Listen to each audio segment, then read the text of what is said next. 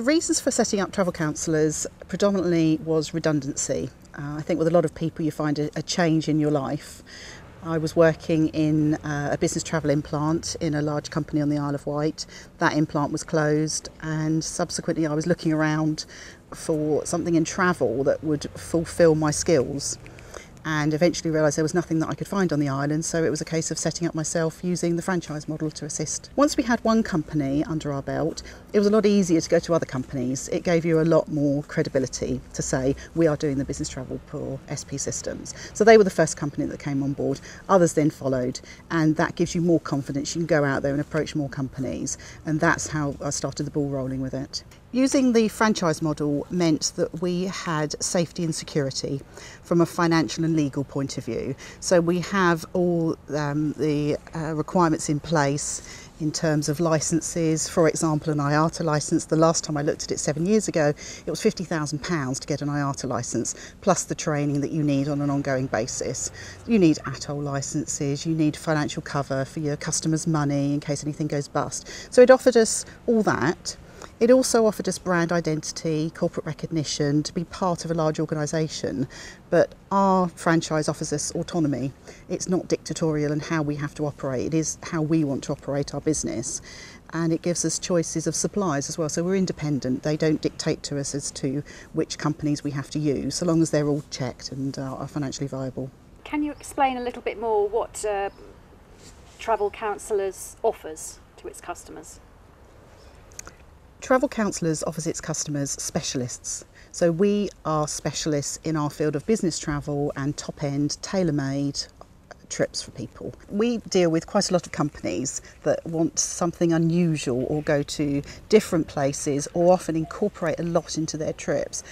We have a company of engineer maintenance staff who go out to, for example, Scandinavia, and they'll want to service 5 aircraft within 3.5 days, and they want more hours than there are in the day, and they want to incorporate flying and driving to places that I've never heard of. Flyatech, they're up in near Gatwick Airport, so we do bookings for them.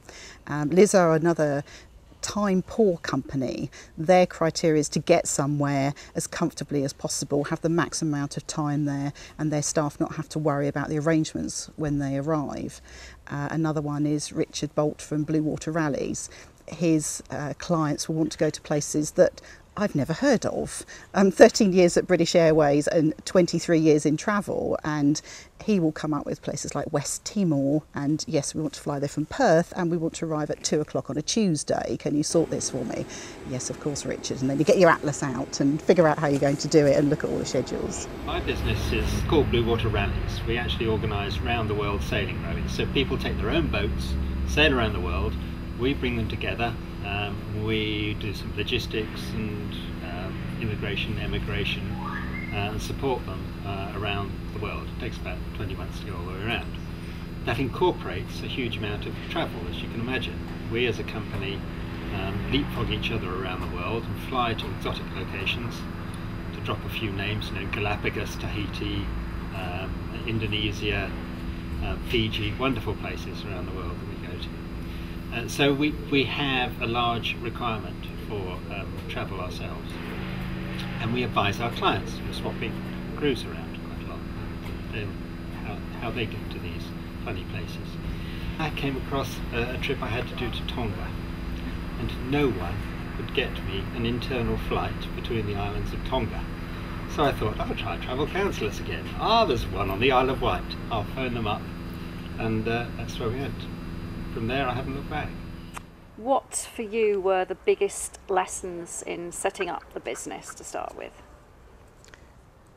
When I started the business, you have to try everything. So I had to try marketing, advertising, cold calling, networking, visiting, cajoling all your friends and family, just making a nuisance of yourself in a lot of ways.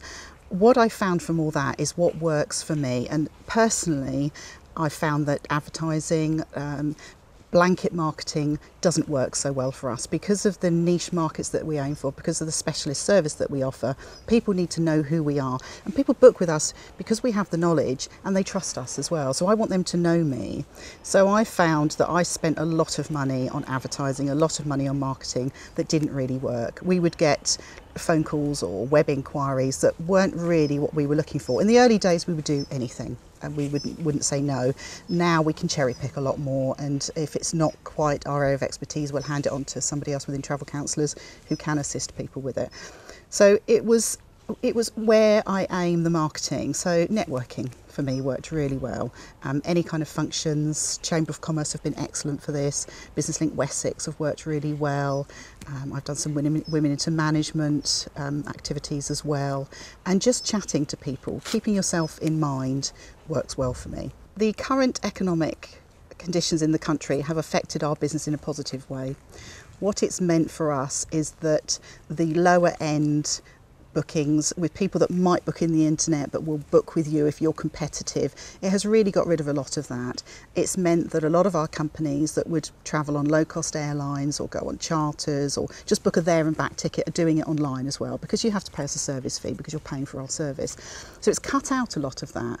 What it's meant then is that we're left with the high yield bookings, the difficult, complicated, expensive bookings, which works out brilliantly for us.